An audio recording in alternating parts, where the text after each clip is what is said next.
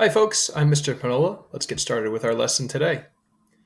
In the previous video that you watched, Mr. Sear talked about two words that have very small differences between them, and that's temperature and thermal energy. In that video, he talked about the fact that there was a four-letter word that many people associate with temperature and thermal energy, but is not the same thing as either of them. Now, he said in his video, don't say that word, because we didn't know enough information yet to be able to explore it in full detail. But now we can. Do you know what that four-letter word is that's often associated with temperature and thermal energy? If you said heat, you'd be right. Today we're going to explore heat, talk about what it is, and talk about why it is different from temperature and thermal energy. So let's get to it. Before we get to heat, and before you start using heat in regular conversation, we have to think about what heat is and lay some ground rules so we know how to use the word properly. Let's do that first. First off, heat is not the same thing as temperature. You're going to be tempted to say they're the same. If an object is at a high temperature, many people will like to say that that object has a lot of heat. That's not true. They are not the same thing. Same goes for thermal energy. Heat is not the same as thermal energy. It is different from both of these concepts. In addition, no object can have heat. So if you take a look at the picture of the fire or the cup of hot chocolate, both of those might have a high temperature. Maybe they have a lot of thermal energy too, but we would never say that they have heat, no matter what temperature they're at, because no object can ever have or contain heat. So at this point, you're probably pretty confused. You've heard the word heat, almost all of us have, and usually it's associated with things being hot or a high temperature. So why are you being told so many ways that you can't use the word heat? In reality, what is it? Well, we can say that objects can transfer heat. And notice I said objects here. That means there needs to be multiple objects involved in order to have heat. Let's consider the picture on the bottom left of your screen. We have a pot that's sitting on a hot coil on somebody's stove. There are two objects involved, the pot and the hot coil. In this case, there is heat being exchanged. Heat is flowing from the hot coil into the pot. In the other picture, we have a man sitting next to a fire. Once again, multiple objects, the fire and the man. In this case, heat is flowing from the fire towards the man. Now, just based on these two examples, you might be asking yourself, can we figure out which way heat is always going to flow? And as some of you might have figured out, we can. Heat always is energy that is going to move from a higher temperature object towards a lower temperature object. So in that first example, heat moved from the higher temperature coil into the lower temperature pot. In the other picture, the same thing happened. Heat was energy that flowed from the hot fire towards the lower temperature man.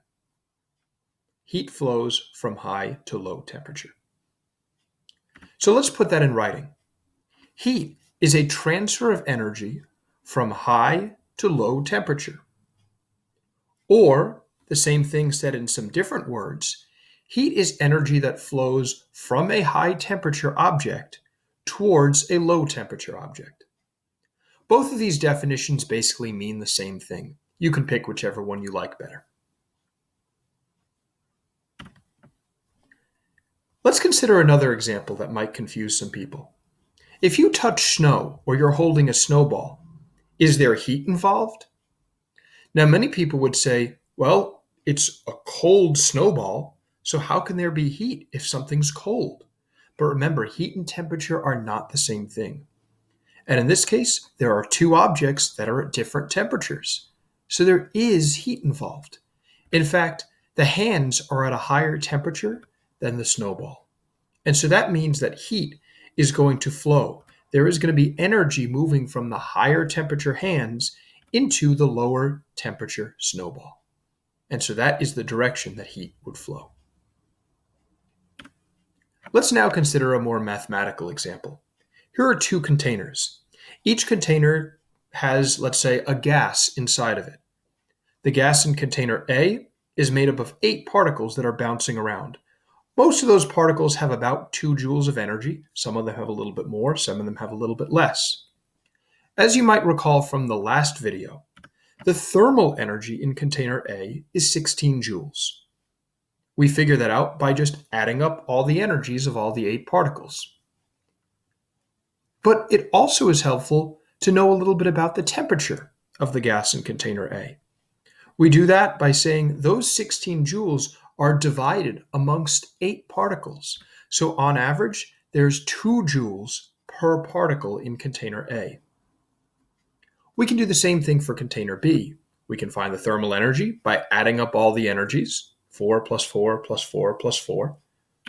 And we can also find the average energy, which says that on average, the particles have about 4 joules of energy. 12 joules divided by 4 particles gives us 4.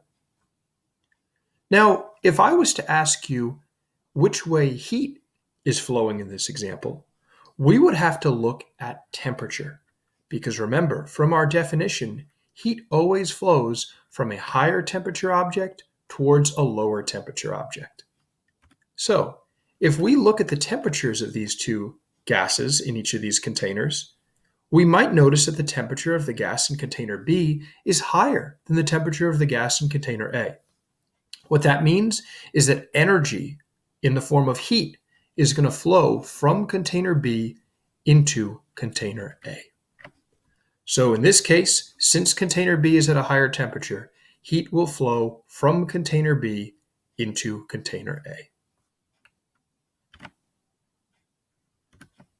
So if you have two objects and they are at different temperatures, then heat will always flow between them. In fact, you know even more than that. You know that heat is always going to flow away from the higher temperature object towards the lower temperature object. However, what if you have two objects that are at the same temperature? Will heat flow between them? Will they exchange energy? The answer is no. No heat is going to flow between them, because since neither temperature is higher, there can't be heat leaving one object and going into the other object. Let's consider this picture of a whole bunch of moving boxes. All the boxes are at the same temperature. None of them are hotter or colder than the other boxes. So there's going to be no energy exchanged between them, and therefore there's going to be no heat involved, even though there are multiple objects. So hopefully now you know a little bit more about what heat is. Even though it's a common word in our language, we're not going to use the word heat carelessly. Remember, it's not the same thing as temperature. It's not the same thing as thermal energy. Heat is energy that flows from one object into another object because of a difference in temperature. And heat always flows away from the higher temperature towards the area of lower temperature.